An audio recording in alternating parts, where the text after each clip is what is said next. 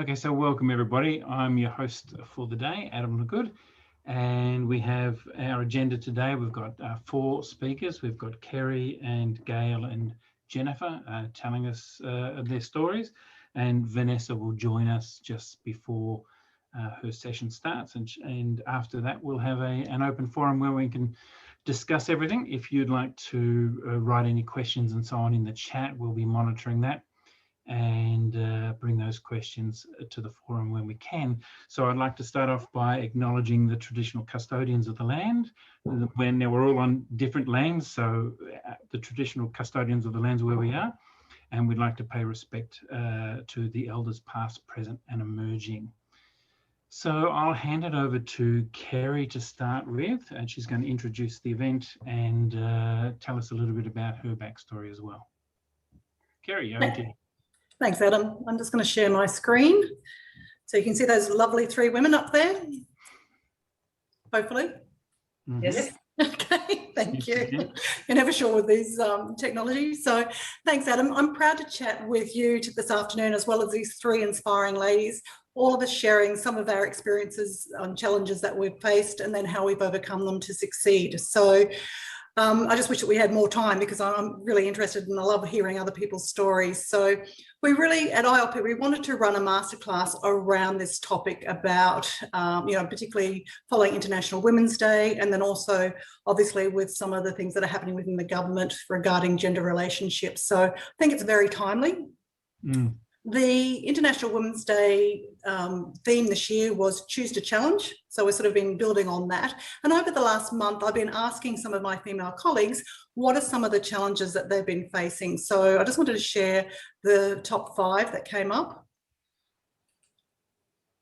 So age bias, which is all about, getting asked when you get married, when you have babies. Unfortunately, now I'm getting asked when am I retiring. So gender inequality, which is, it's interesting, when I was doing a bit of research, that Australia was the very first country in the world to introduce a Sex Discrimination Act. But unfortunately, over the last 14 years, we've slid down 29 places to number 44 on the Global Gender Gap Index. So I think a little bit of work to be done there. The next one, balancing responsibilities. As females, and also for the males that are here, we quite often, with the workloads and things these days, wear a lot of hats. So whether you're a partner, a mother, a father, a colleague, auntie, grandmother, all of those sorts of things. We're constantly juggling a lot of things. So that was one of the primary ones. But it was really the last 3 that I could relate to. And I'm going to sort of share some of my stories with these last 3, the fear of failure, imposter syndrome, and lack of support.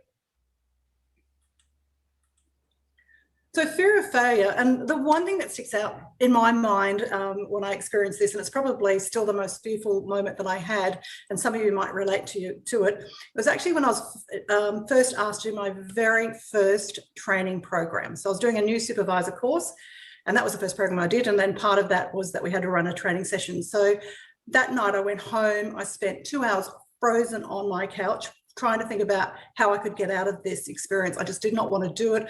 I was thinking of things like my grandmother passed away, the dog ate my notes, anything. My husband had an accident. It was just, and about 2 hours, I know it was around about 8:30, 9 o'clock, I suddenly sat there and went, Kerry, you can sit here for another 2 hours and try and come up with excuses which no one's going to believe, or you can sit here for the next 2 hours and try and create the best training program you possibly can. So I chose the latter, and I must have done okay, because at the end of the supervisor course, they asked me to join their training team. And if I hadn't have done that, I guess I would never have found my passion for learning and development. So it was a great experience.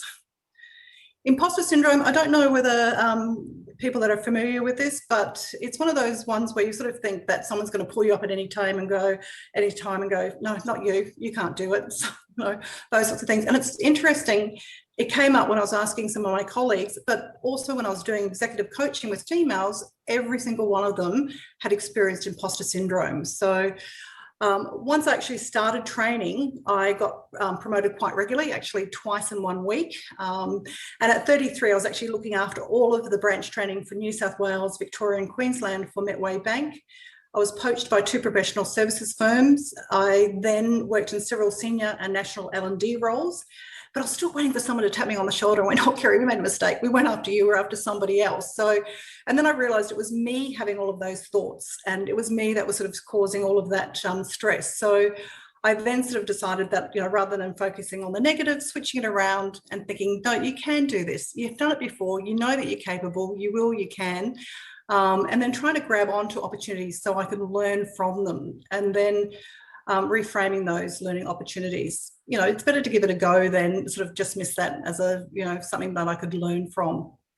And the other thing was surround myself by my supporters. So when I had those doubts, I could, these people that knew me, knew what I was capable of, could support me with what I was doing. And as you know, no one feels 100% confident all the time. I even, remember stories of famous actors that, when they were going on stage would actually be quite physically ill because of their nerves. But, they've utilised those fears as well. There's a great book, and I wanted to show it to you today, but I'm packing away because we're moving. But it's called Feel the Fear and Do It Anyway by Susan Jeffers. And it's a great book if you get a chance to read it. The last one was lack of support. And it's really, I'm sad to say that the lack of support mainly was from my female colleagues, which was surprising. When I came up with the idea of that I wanted to start an association to support L&D professionals, my male colleagues couldn't be more supportive. They were like, what can we do? How can we help? And that was brilliant. But the female colleagues just seemed to sort of disappear. And I was really quite shocked at that. Another time when the head of learning and development at Metway Bank wanted me to start doing leadership development, one of my female peers said to me, well, she doesn't have any experience, so she can't. And I'll always be grateful that my manager at the time just said, well, then we'll give her the experience. So, which was lovely.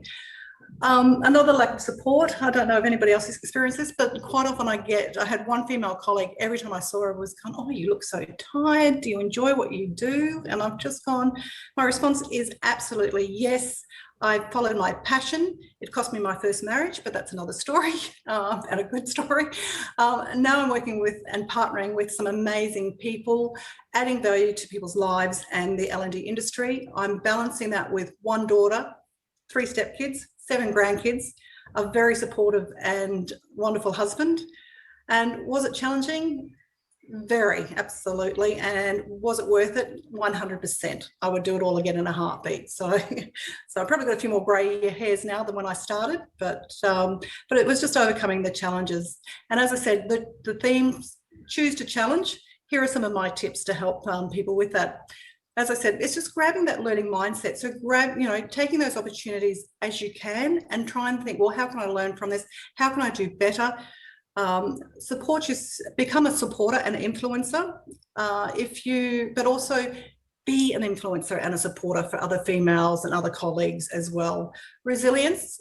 We are going to fail from time to time, but don't beat yourself up about it. We'll think about, how have I learned from this? What can I do differently next time? Confidence in your ability to bring value with what you do, so you can sort of feel good about what you do and it's reinforcing your outcomes.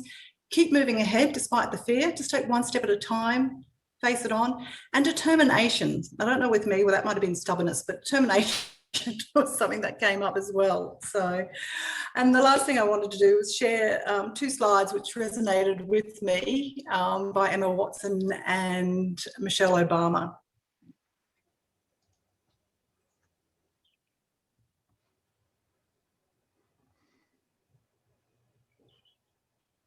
So I hope you enjoyed those quotes. That's basically all from me. So I'm going to hand over back to Adam. Thanks, everybody. Thank you very much. Thanks, Kerry. That was wonderful. A couple of questions I've got around there is, what did you do? What did you put in place to overcome the negative support from your female colleagues, perhaps? I didn't address them directly with them, but what I just sort of did was just, once again, those positive thoughts and just sort of kept focusing on what I can do. As I said, male supporters were absolutely wonderful with what I did. So I sort of focused on their support. But the other female colleagues I no longer work with those anymore because that's sort of in the past. But I just sort of focused on the positives and the people around me that were supporting me, and also, as I said, the positive thoughts. Oh, well, there's a good lesson there, right there. Terrific. We'll have a forum at the end, as I said before, so if you have any more questions for Kerry, we'll get a chance to ask them there, but also, as Bill's just put up in the chat, feel free to write things in the chat as well. Now, Gail, you have an interesting story about how you got to where you are now, so I'll hand it over to you. Let you go for it. Thank you. Just get my slides up.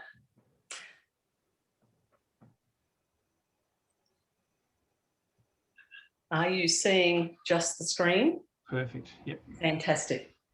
Okay, on this International Women's Day celebration, I choose to challenge the notion that because I'm nudging 65, I should be slowing down. That is bunkum. Most of us here are going to live until we're in our mid-90s, which means that I'm only 2/3 of the way there. Why then would I sacrifice this last third of my life when I could make it the best third of my life? So I really do challenge that, but I also encourage people of any age to challenge the notion, oh no, you're too young to do that, or whatever. I believe that we're always just the right age for our skills and for what we need to be doing to make a contribution to the world right now. Lao Tzu, who was a philosopher 2,500 years ago, he says that we can never truly be at peace unless we live in the now. And I believe that that's absolutely true. So when you have a dream, you need to consider, does it give you life? Does it align with your core values? Does it require that you grow? Do you require some help from a higher power? And is there some good in this for others? If I can say yes to all of those things, then I believe I should actually follow that dream. And I firmly believe that my mission on this planet is to make other people's lives easier. So whatever I do, that's kind of my underlying default setting. So who am I? I've been married to Ron for 44 years in just a few weeks, and we're both very happy with that arrangement, so I plan to keep it that way. We have a 40-year-old son and a 28-year-old daughter. Luke's just emigrated home after 23 years as an aircraft engineer in Melbourne. He and his partner are back here to live now, which is fantastic, and our daughter and her partner are here too, so that's great. My background is in children's dentistry. But after 20 years, my neck and my elbow just refused to kind of sit and do this all day, drilling and filling and fixing fractured teeth. So I had to take a new direction. I worked for medical specialists for 10 years and then took another new direction. I love arranging flowers. I like any excuse to speak German. That's my favourite subject in high school, and any excuse to visit Germany, even better still. And because I was spending too much time at my desk, I decided it was time to do something that was a bit of fun. So I joined a ukulele group. COVID, unfortunately, has put a bit of a dent in our ukuleleing, but we're hoping to get back to that. And right at this minute, and this takes people by surprise, my husband and son are out in the carport getting a car ready for me to drive in a demolition derby on Saturday week. People say, why on earth would you do that?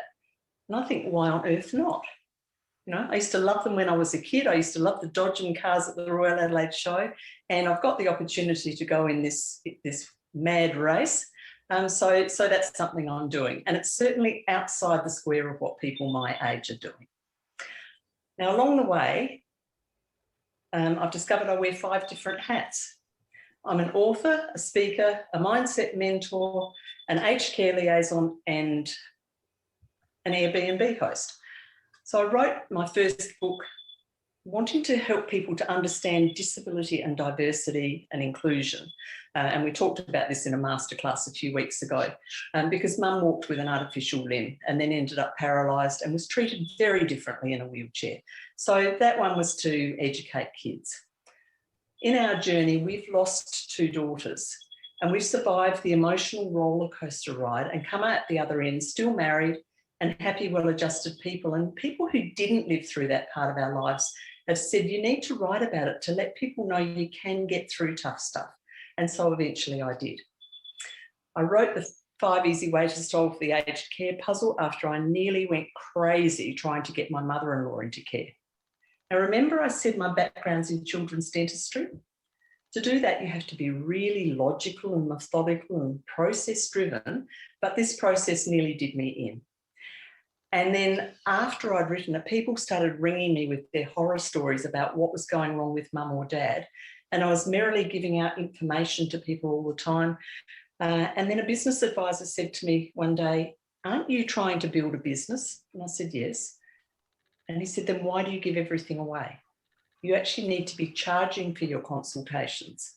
And that made me think. So I started doing that, and I'm slowly building a little business of being the link between the confused families and where the right help can be found. And the look of relief on people's faces when they know there's a way out of this drama is priceless. So I love doing that. I've also written a book called The Magic of Setting Your Intentions, because I believe that when you become really laser focused on something that you want, the how seems to take care of itself. And that's just a bunch of little stories about interesting things that have happened to us and a friend along the way. Now, I don't know how many of you were affected badly by COVID, but when it hit, everything I did just stopped like that. All my aged care consultations stopped, all my speaking engagements stopped. You know, I was so proud of myself at the end of 2019 because I had 6 months worth of speaking engagements lined up. I'd never actually got myself that prepared or organised to move into a new year, and suddenly it was gone. And because I'm a really positive person, I thought, well, there must be some way I can actually try and encourage people who are having a tough time right now. So I wrote, "When life is downside up, look for the silver lining." So every chapter has a downside and then an upside, just to try and encourage people through a tough time. If you're going to be an author, you need to be a speaker. Now, for me, otherwise people don't know about your books and they won't buy them. For me, this was terrifying because I've carried around a paradigm that was useless since I was 13. We had 6 really smart girls in our class when I was in high school, and I quickly learnt not to ask any questions and to try and avoid answering questions so I didn't look silly. And Dad said to me about 12 years ago, "You can get away with a lot when you've got silver hair." Now, as you can see, I've got silver hair and I have had that colour hair since I was 40. I don't use it to try and get away with things, but it made me wonder, if I've got something that I think's worth saying, why should I be frightened? And particularly if it's my story, I'm not going to get it wrong. And if I'm giving a talk and I lose where I'm up to, I can just tell the audience, "Look, you talk amongst yourselves and I'll stick through my notes and find out where I'm up to." And would any of those options be life-threatening? And I realised the answer was no. So I had a go at speaking, and I discovered that there's always some friendly faces in an audience, and it's not the scary thing that people make it out to be. And that's led on to doing some facilitation of workshops. And then mindset mentoring has just kind of bobbed up along the way. I can't listen to people run themselves down. You know, Kerry was talking about comparisonitis, about imposter syndrome. I linked that with comparisonitis, and I'll be talking about that in just a minute. But when people say I am not, I'll automatically look for something that they are and try and encourage them down that path. And so I particularly like talking to 25 to 40-year-old women who are actually struggling with their self-esteem and, you know, what they really are capable of doing. So I find that a really interesting thing to do. Aged Care Explained, I think I've explained I'm the link between the confused families and whatever. And all of these things are challenging my idea that I was always just going to be a dental therapist. That's all I ever wanted to do. And then somehow along the way, I've just kind of drifted into things and I've learnt new skills, and I've found out that learning and continually learning is fun. So that's something I just keep loving to do. And we're an Airbnb host, which means that we get to share part of our house with people from all over the place. Just this week, we've had we've had a Sri Lankan family and a Buddhist monk with them, and an Indian couple. And we have just learnt so much about their cultures. So I lead an interesting life. But notes to self, forget about comparisonitis. And this links in with what Kerry was saying about imposter syndrome. When we when we put somebody else up on a pedestal and we try to become a clone of them, we lose our identity. And we all have amazing things to offer. So let's not compare ourselves with others. Let's just be who we should be. I also follow the WIT principle, which is whatever it takes. I learned this from a guy called Alex Mandossian. And as long as it's honest and ethical and benefits both parties, whatever I'm doing, I try and follow this principle. Something I've really had to challenge myself on is being the little red hen. Do any of you know that book? Where the little red hen insisted she could do everything herself. She got in a frightful mess. Once I got outside my home office and started working in a co-working space, I discovered there's a whole community out there who are ready to help me and who I can help. And thanks to COVID, I've become part of this amazing members lounge community with ILP. We have a terrific time on Friday mornings, and I've met some wonderful people who I probably would never have met had it not been for this pandemic. So I can already see that there's some fantastic positives in this. So I encourage you, I challenge you to reach out to other people, to allow them to help you, because people genuinely want to. So let's all celebrate any forward progress, your gifts and who you are, and also our failures. Kerry was talking about this, you know, how we can look at our failures, or we can actually face them, and maybe we can recognise that they're just detours taking us in a new direction. Sometimes we need to fail on something because there's something better waiting for us. So my life, I'm heading towards the close, but my life challenge to you is to do a daily RAC. It's a random act of kindness. And when you do an act of kindness for someone, they actually get a serotonin hit. So suddenly you've got all these feel-good hormones. But most people don't realise you actually get a serotonin hit too. So suddenly we've got two lots of happy hormones happening. That actually creates a ripple energy effect. It's like throwing a pebble in a pond. Now, if everybody on the planet did one random act of kindness a day, and you've got all this positive energy going out, imagine the world that we're going to be living in. Finally, I challenge you to just be you. Thank you. Thank you. Thanks, Gail. That was wonderful. A couple of things I got out of that. One, you've got the world's largest ukulele, I just noticed. It was a picture of a guitar. But there was also that notion of you undervaluing your worth, so giving your stuff away for free. We need to be very mindful that we don't do that, that we do respect our own value. One of the things that just popped into my head as you were talking, you said right up the front that part of your mission, for want of a better term, was to help others be better, to do that. And then I thought to myself, then you were sitting in your home office not letting anybody help you, so you were denying the same for others. So if we are going to be on this planet to help other people, we have to let other people help us as well. So yeah, and that's only become really obvious to me in the last 18 months. And it's been fantastic learning that and moving into a co-working space and accepting help. So that's been a really big lesson to me. Yep. And I love that notion of one act of random act of kindness each. That would be good. Maybe two even. Go on, let's go all out. You can go rash, but you know, if you can do one, then you've ticked a box, and then whatever you do above that's a bonus. Yeah, absolutely. So one's a minimum. All right, I like that. Fantastic. So Jennifer is up next. Now, Jennifer, I'll get you to introduce yourself, but you actually said that you're going to be elaborating on some of the issues that Gail has said. So that should be good. Good lead on. So the floor is yours, Jennifer. Awesome. I think you're going to be a bit worried that you said that, but that's fantastic, everybody. Welcome to this session. And just as Gail was talking about random act of kindness, I grabbed the book that I wrote, Brain Training for Kids with Tony Buzan. And one of the mind maps we did was on random acts of kindness and how you can, you know, some simple things that you can do every day. And it was fascinating that I was in Coles, I think, one day, and people kept telling me, because of my unusual life story, I should write a book, I should write a book. And I'm going, you know, who wants to read a book that I've written?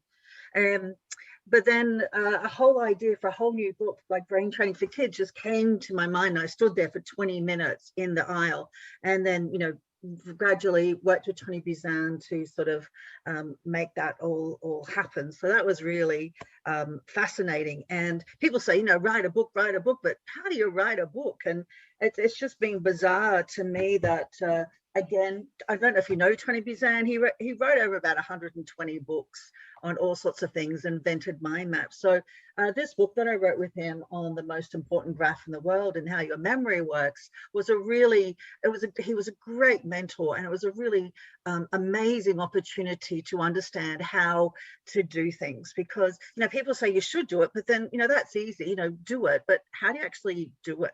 And I was really proud to be able to edit Tony Buzan's biography. Look how thick that is. And I actually, working with Tony over the years and working with lots of mentors over the years has been, you know, really awesome, considering my background. And I left school when I was 15.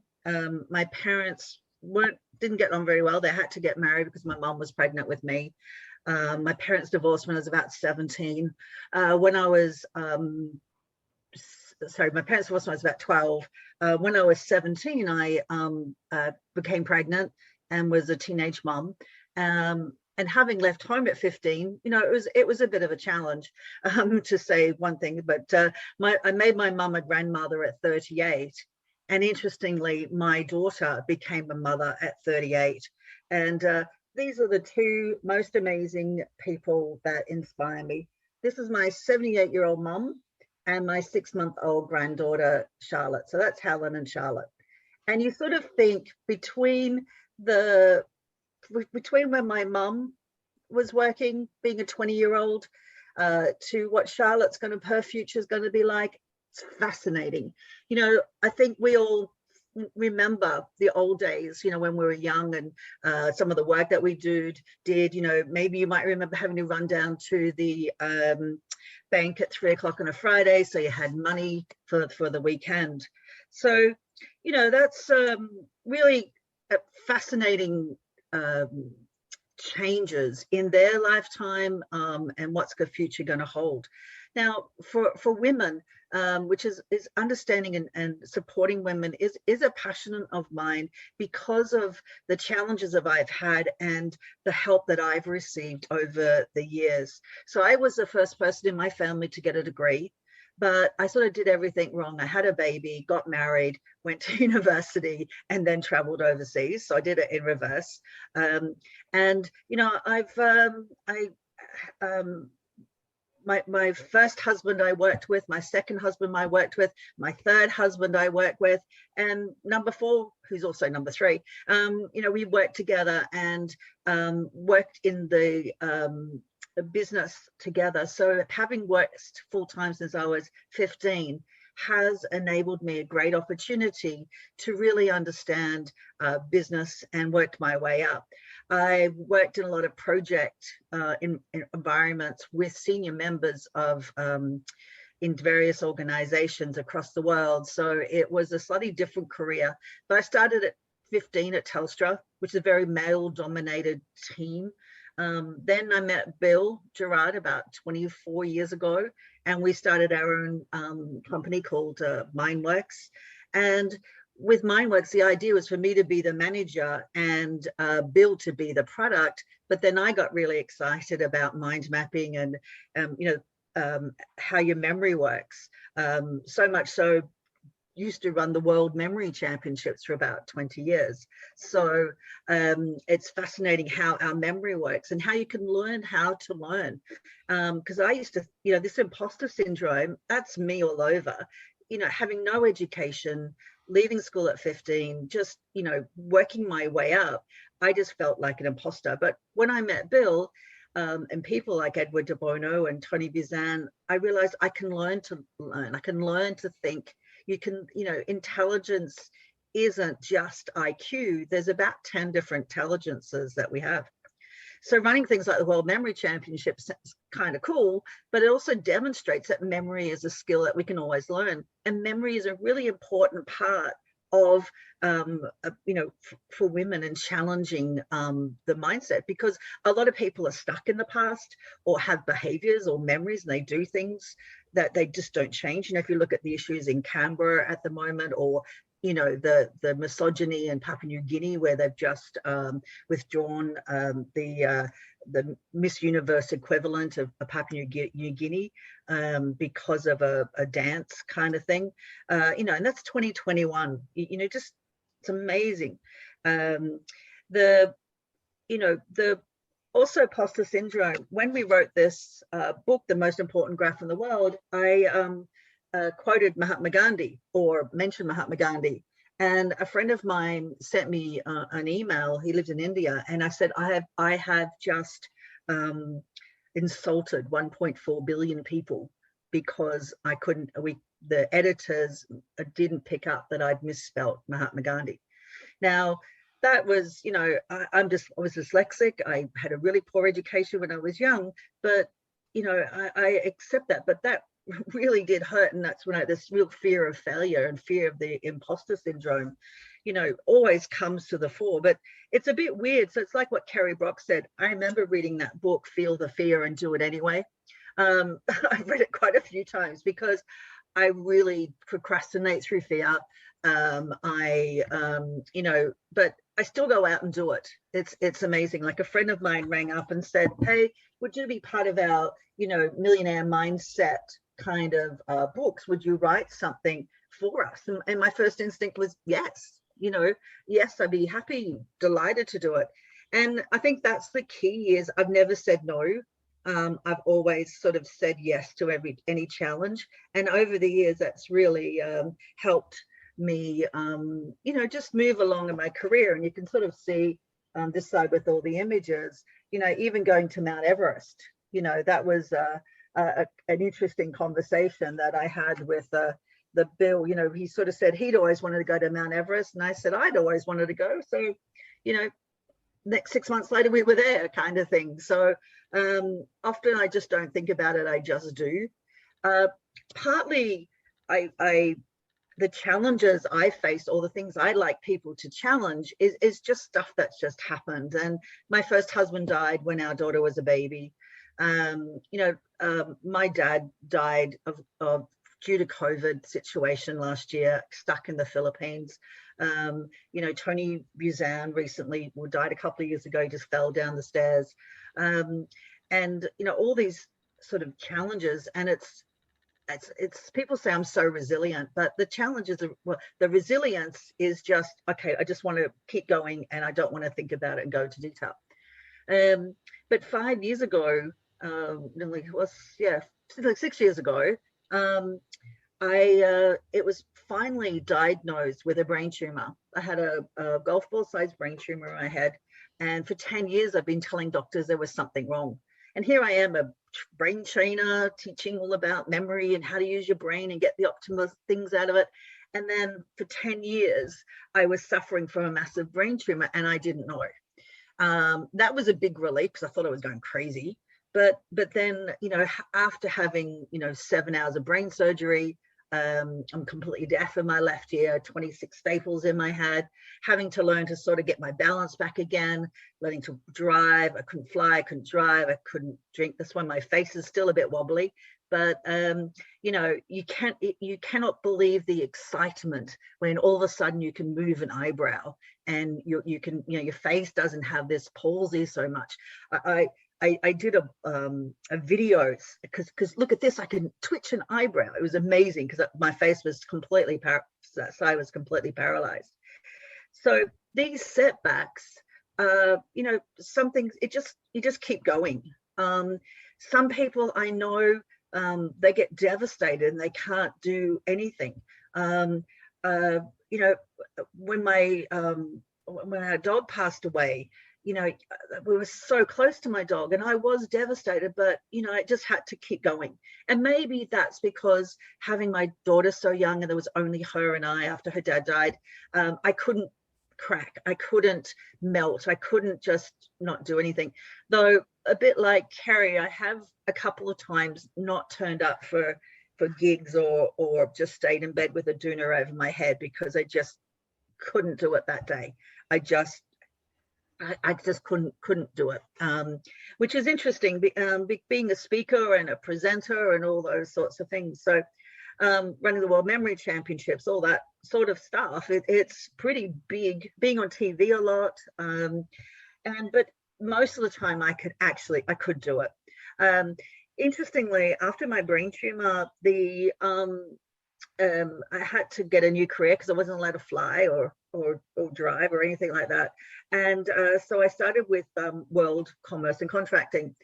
Now, I'm now the global head for member services. We're an international association for anyone who buys stuff and sells stuff. So anything relating to contract management, and like the AstraZeneca contract is really quite fascinating at the moment. So I started there 5 years ago, 20 hours a week as a basic, admin stuff just to keep me busy. And gradually over the 5 years, as my brain started getting better, I knew the organization, they knew me. Each year, every January, I get a promotion. I'm doing something completely different. So I am a bit of a Jill of all trades, master of some. And it's really helped me be resilient. It's really helped me learn a lot and how to approach different things. I mentor a lot of women, and they say, "Oh, wow, you're so smart." And I go, no, I'm just old. I've just had lots of experience. I've just had the opportunity to do so many different things. And, if you think about success, what does success look like? To me, success has changed over the time, but having never traveled overseas when I was young, when Bill and I formed Mindworks, I said I wanted to be Mindworks International because I wanted to be able to travel. So I've spoken at conferences and events and done training in 22 countries around the world. I've been to 40 countries, been to Mount Everest, been to the Dead Sea. Yes, so it's the highest place on earth, the lowest place on earth, and the middle is China, because the Chinese name for China is Chungguo, which is Middle Kingdom. So to have those opportunities to travel and to speak is just has just been absolutely wonderful. A lot of it was hard work. I had to go back and go to university and did my undergraduate degree in my 30s. We did our master's degree. We did it in under 2 years. While still working full-time, our Masters of Entrepreneurship and Innovation.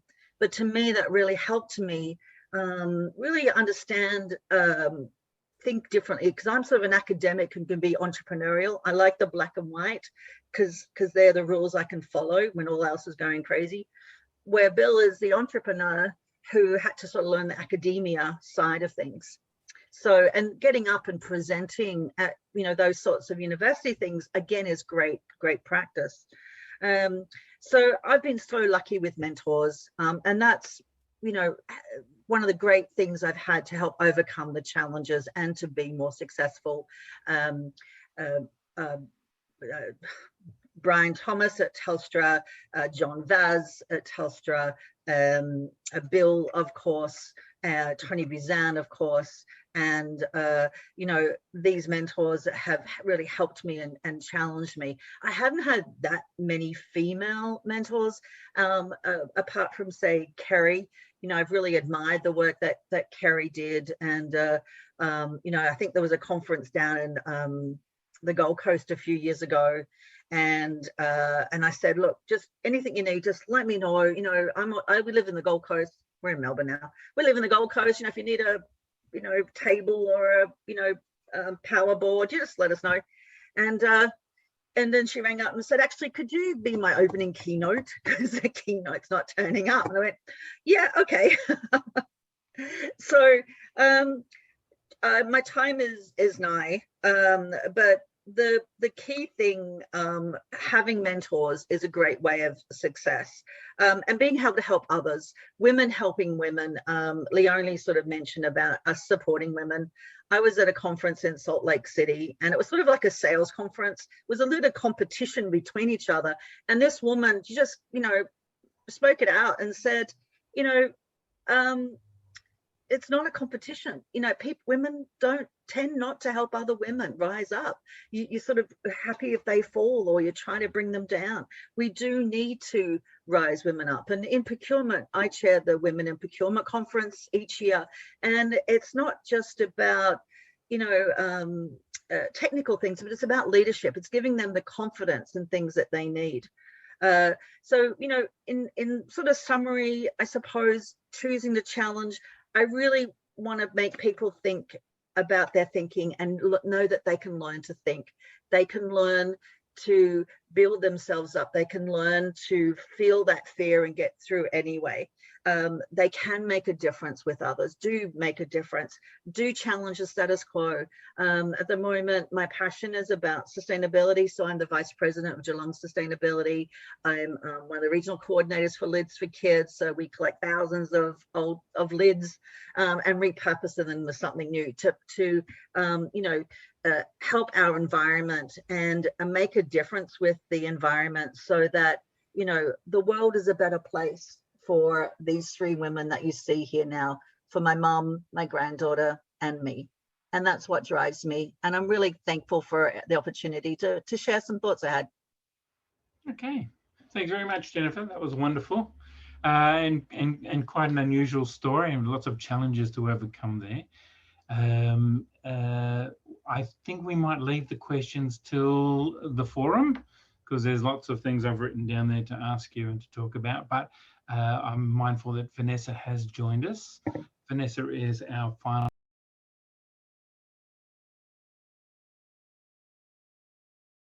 You have put up a quote there from, I think it was Serena Williams, that linked back to something that I think Kerry said earlier about sometimes one of the hurdles she had to overcome was the negativity from other women when she was being successful. And Serena there said, when one of us succeeds, we all succeed together, or something akin to that. So I thought that was very good. Now, just looking at the chat here, Adele, you've brought up that there's a new Gender Equity Act around, and I'm not going to put you on the spot because you've already confessed you don't know much about it yet, so that's fair enough. But that's something we all should become more aware of. Adele and I used to train in equity and I forgot what it's called now, equity and so on at Monash University. So we've got to keep up with the latest stuff. So I'll have to have a look into that too. If anybody knows where we can get a hold of that new act, that would be good. Put that in the chat. Now, I'll just start. I'll open it up now. Are there any questions for any of our four speakers? Pressing questions. Take yourself off mute. That's the best way to do it, I think. Any questions? I've got a few. Nope. Fantastic. Thanks, Adele. Wonderful. Any questions? Adam, can I just, so I just want to say thank you to Jennifer, Vanessa, Gail, and Kerry for sharing your story. So really appreciate, you know, the journeys that you've been on. And I just wrote down here, so the things that I was hearing from each of you and all your stories is just this, so strength in every single one of them, resilience, courage, and a motivation towards action, which was really inspiring. And what I also noticed, I think that sometimes we think about our careers that they have to be, you know, this is what I am, this is the box I fit into. And I loved hearing all the kind of curly, you know, I started here, but then I went here, and the things that you had to navigate to get there, which was really inspiring. So I put the piece up there about women supporting women, and I've just recently done a course with Carolyn Adams-Miller on flourishing and mastery, which was just so inspiring. And she had one of the modules on women supporting women. And I hadn't, I guess, consciously thought about it in the way that she addressed it. And it's interesting now that we've brought it up again today that, and she just said that apparently, I don't know if you've heard, there's the Disney, she called it the Disney principle, or the Disney rule. So apparently in Disney, when they show images of their princesses, if they have like a promotional thing and there's more than one princess on the page, they have to divert their eyes so they're not, so it indicates they're not in the same room. So the whole thing is that there can only be one shiny woman in the room.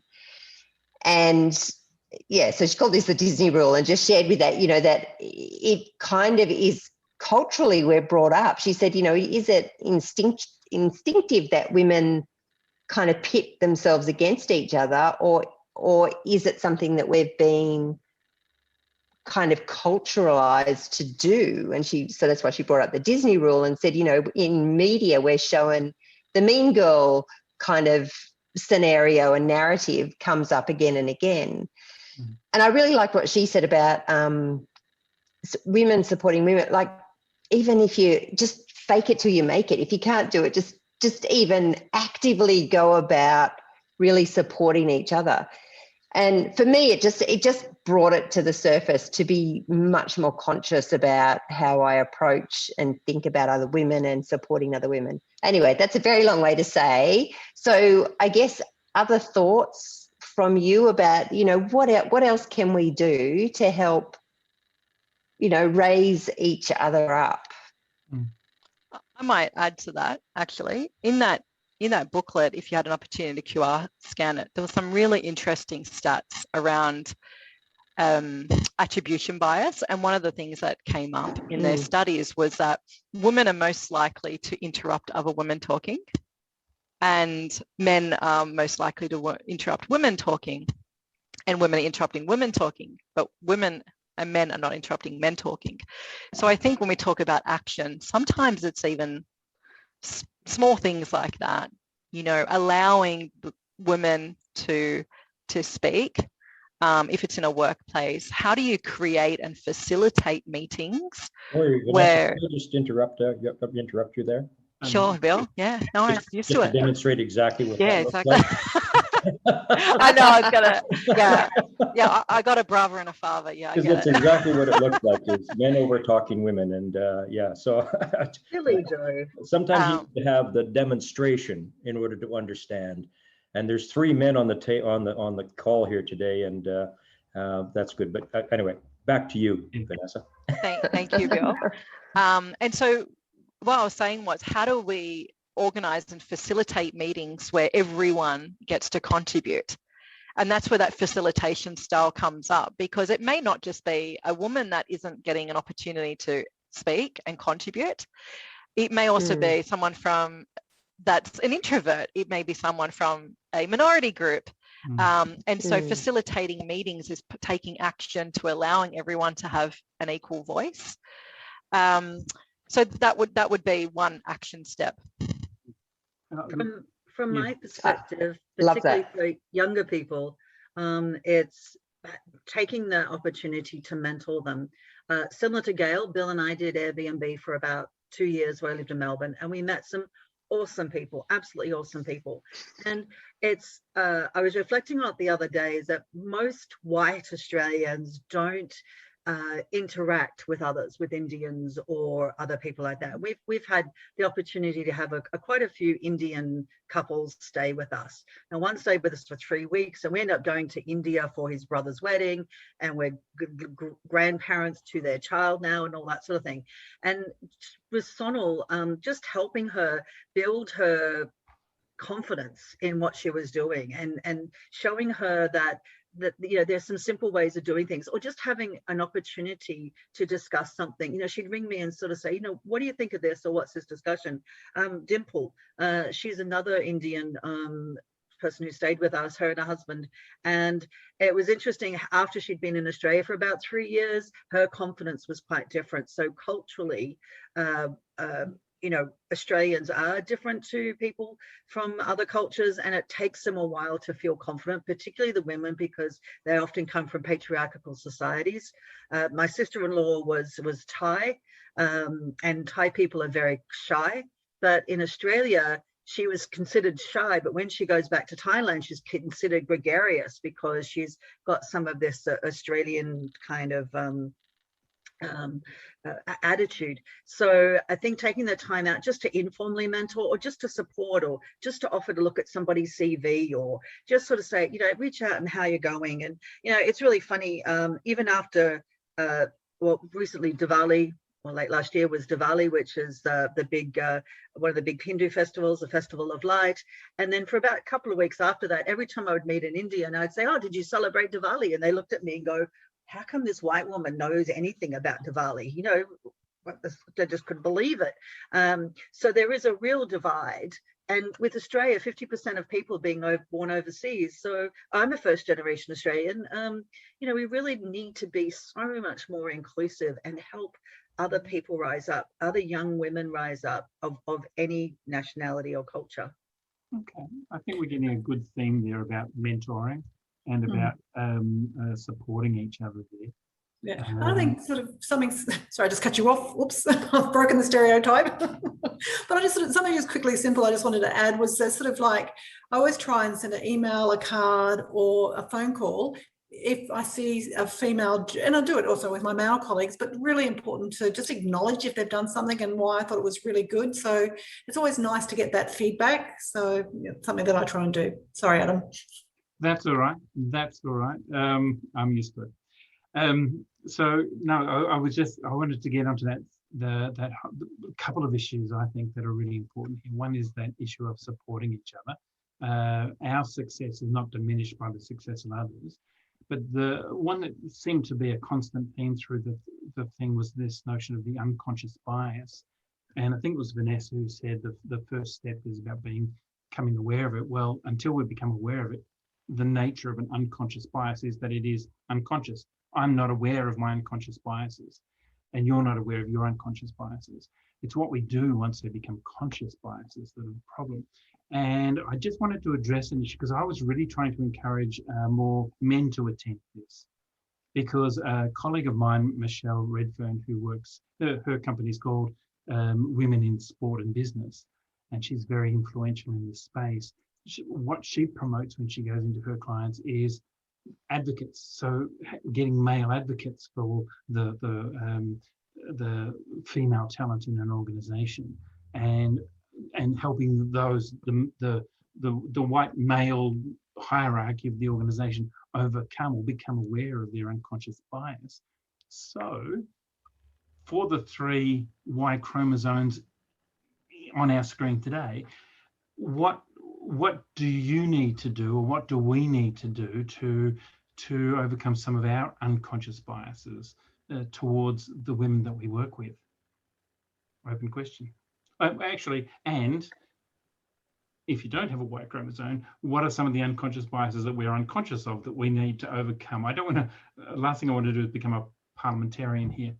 What can we do to overcome, what unconscious biases do we need to be aware of, Bill? I assume white chromosome means male. Yeah.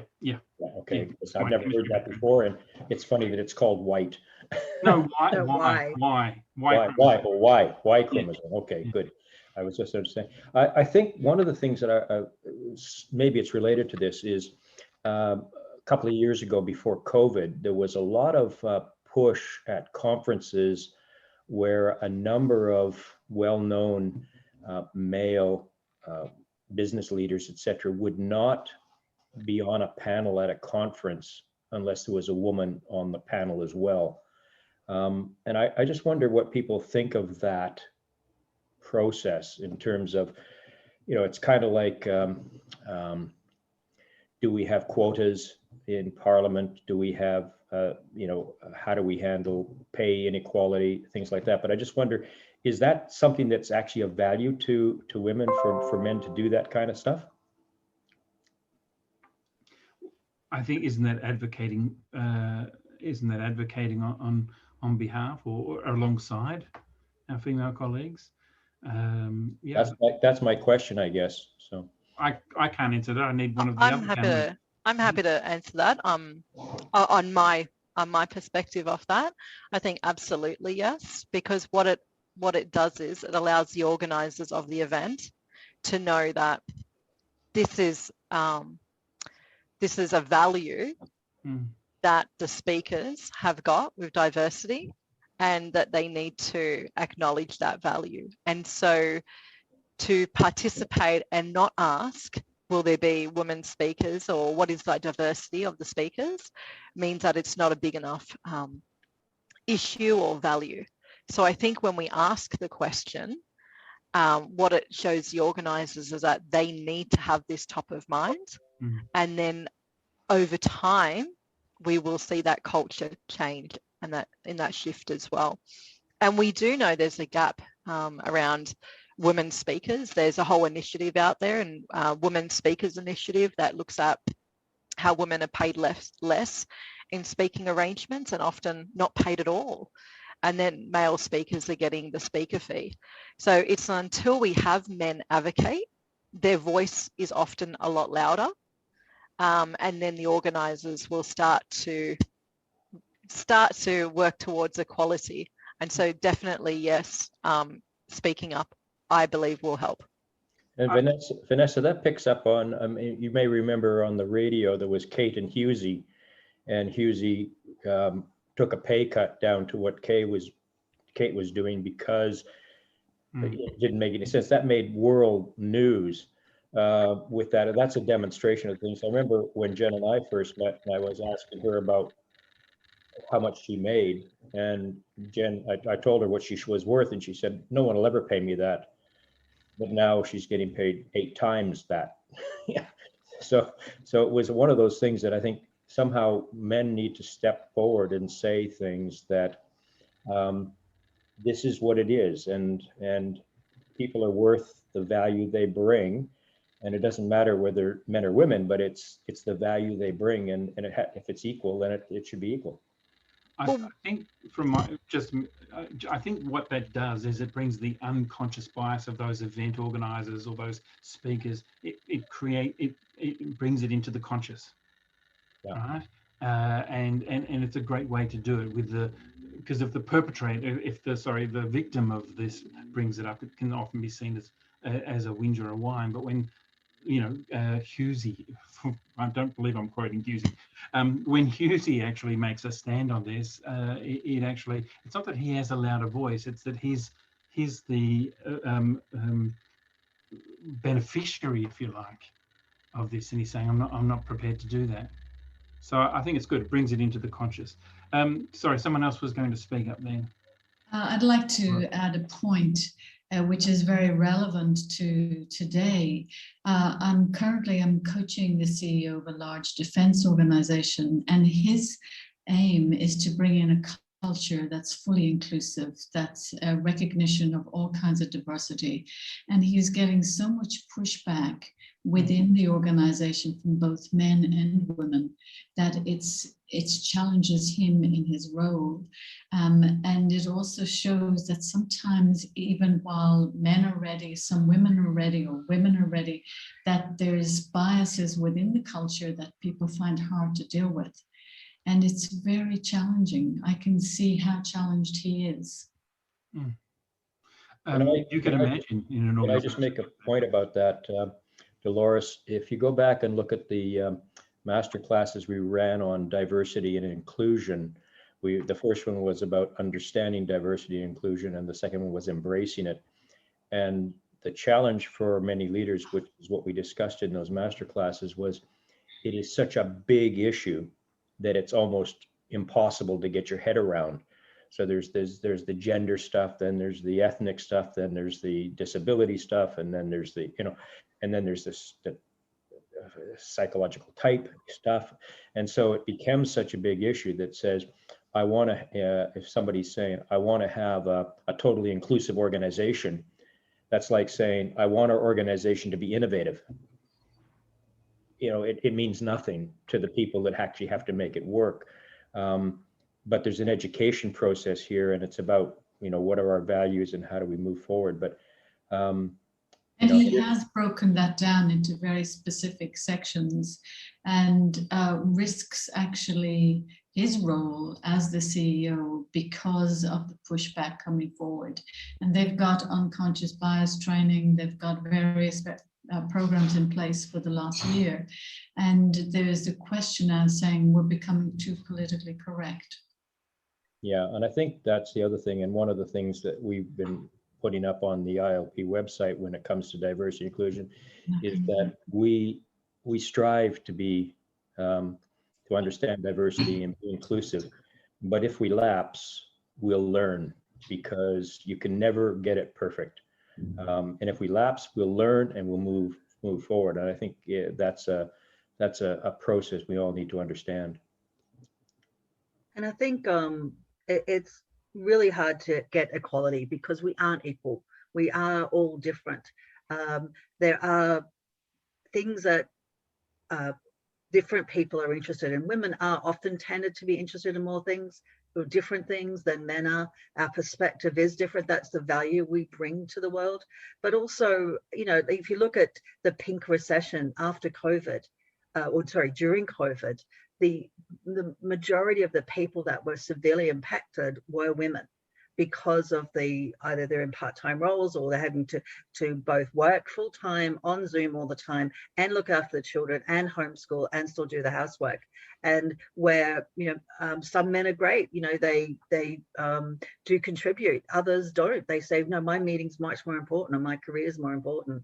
So we do need to have equal say or equal acceptance, but equality, it's a bit of a challenge because we are all different. We are all unique. Gail, you would have seen those changes over time. Yeah, it's interesting. I've not ever experienced people treating me any differently because I'm a woman. Interestingly, my dad was a builder, and I grew up on, you know, going around to building sites and being able to hold conversations with tradies who, like, they can throw funny comments or insults or whatever around really quickly, and I can retaliate just as quickly in a nice way, and that catches them off guard because that's not something that lots of women can do. So I've always found that I'm actually treated with a fair amount of equality amongst a bunch of men until the last dental clinic I was working at. I had a lovely little Indian girl and her dad, and he was demanding that I put his daughter on antibiotics, and I explained that she didn't need antibiotics. She needed a change in her cleaning and she needed some baby teeth extracted. And I rang the dentist that worked with us too, and Greg confirmed that what I was saying was correct. The father stormed out. He was furious with me. And he came back a week later on a day when the dentist was actually there. I went through the same routine. His daughter's mouth was in a much worse mess. And he still said, no, you put her on antibiotics. So I went down to the other end of the clinic, got Greg, the dentist. He came back, had a look at the girl's mouth, reiterated everything that I'd said, and said, Gail needs to take these teeth out. And the father said, yes, sir, yes, sir. I went home to Ron and I said, today is the first time I've been treated like a doormat. I had never had anybody speak down to me because I was a woman or ignore what I said. And suddenly here's this male dentist saying what needed to happen. And of course the father kowtowed to that. So that to me was a very new experience. That possibly doesn't even answer your question, but it's just something that sort of came to me. Well, you've also got culture wrapped up in that event as well. Yes. But look, I remember back in my public service days, my boss Sue would hand me the phone and say, he wants to speak to my manager. And I was 2 levels below her, but I had a deep voice. So I'd put on my Dennis Walter voice and pretend to be Sue's manager, because it was quicker and expedient for Sue and I to play that game than it was for Sue to explain to this person that he's a sexist pig. But it's still happening. It still happens. There's codes. Bill, yeah. Yeah, sorry. We had a friend over last weekend staying with us for the day or so. And she was talking about her partner's daughter, who's I think in her late teens, maybe older. But apparently when she had her hair long, she looked very young, like she could be 12 or 13. And none of the boys looked at her, kind of thing. And she changed her hair and got it cut, and she changed her hair. And now she's getting wolf whistles and all of that kind of stuff. And I'm just wondering, how do young women address these kind of things? Because, at 68, I don't understand any of these things anymore, but it seems to me that there's a whole raft of things where there's liberty, and then there's provocation, and then there's, I don't even know what I'm saying, but I just don't know how do men feel about these things. Well, you're bringing this up at 5 minutes to 5. We needed the whole hour and a half for this one, I think. I'll just quickly say though, Bill, that's what you've just said, and your question is something that's often spoken about between women. So during the COVID period, I ran Reinvent You workshops for people that had lost their jobs. So we talked about personal branding and rebuilding their confidence and their portfolios and their resumes. And the most common question I got was from women was around, well, their look. What does that mean in terms of their personal branding? So this then brings up that whole conversation around what we call code switching. And so the women say, I don't want to wear makeup, or they don't want to cut their hair. So what does my long hair say about me? Does it mean that I'm less corporate? Does it mean that I look maybe younger than I am? So it is a great conversation to have, not with 4 minutes to go, but I'm glad you're thinking about it, because what that means is once you raise awareness on that, you and yourself and all of us can remove that unconscious bias as well. When we see someone with long hair or someone who may look younger, what does that initial bias tell us about their capability? Or does it say anything, or should it not say anything? So it, once again, is that awareness, and then stopping and then making that decision to say, okay, they look younger. So what? You know what I mean? They might still have those capabilities. So it's around just acknowledging it and then making the right decision. And just quickly, there is in that booklet, I believe, it talked about how interviews, there was a study around, they removed the name and the gender from all resumes. And so they had everyone go through this job application on this research. And then on the second round, they removed all the names and the genders, and women were 66% more likely to get to the second round on those interviews, just by removing their name and removing their gender. So once again, it's almost like, is that something that's holding someone's back? So are we going to LinkedIn and we're looking at someone before that job interview? Are we just doing that via their photo? Is that over their hair, skin color, gender? So it's a great conversation to have, Bill, and I'm actually glad you brought it up. Thank you. And as my wife would always remind me, boys only see things through boys' eyes. So. and vice versa. Look, I'm very mindful of the time, and I know that it's 2 minutes to 5, and some of you will have to sign off. But I've also, Bill, you wanted to do a little bit of a coming up at ILP, so can I hand it over to you for a really brief summary of everything that's coming up? Yeah, and just say to everybody, thank you for attending these programs. I mean, ILP is just trying to do a wide range of things rather than just the standard L&D stuff, and these kind of master classes I think are important. These discussions are important. What we do have coming up in the next session is somebody by the name of Adam LaGood, that's him there, talking about how to develop a learning mindset in your learners, which I think is just it's an incredibly important topic. In May, we've got a couple of great master classes coming up with Renee Hasseldine, who's going to talk about using models to express yourself and express your business. And then we've got the fabulous Kevin Baum coming up to talk about how to facilitate. And Kevin did something fantastic for us in 2019 in our Melbourne meetup. So we've got some great master classes coming up. the last thing is we're moving the member lounge to the Monday afternoons at 4 o'clock starting next Monday. And we'd love to see you there. We've decided to do it that way because we want to start. Last year was about reflection.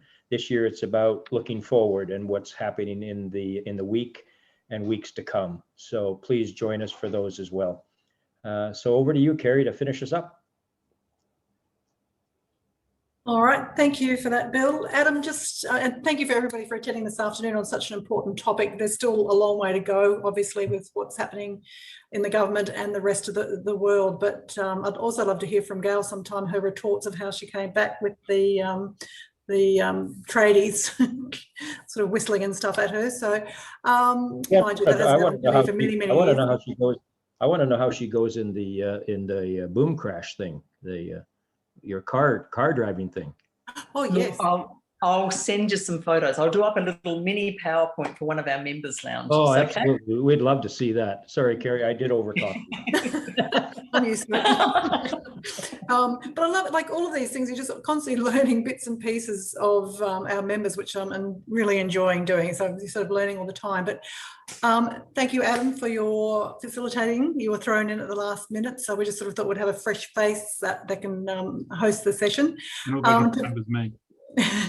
To Vanessa, Gail and Jen, thank you so much for sharing your stories, the challenges you faced, how you've overcome them, the tips you've provided with everybody to be able to take away and use and hopefully improve the inequalities that we have within the agendas. So thank you, everybody. And as Bill said, we've got a few great masterclasses coming up. So I hope you can join that, and particularly the Members Lounge, or the L&D Lounge, it's now called. So stay safe, take care, and thank you for joining us this afternoon. Thank you all. Thank you so much. It was awesome. Thanks, Sally. Thank you. Bye-bye.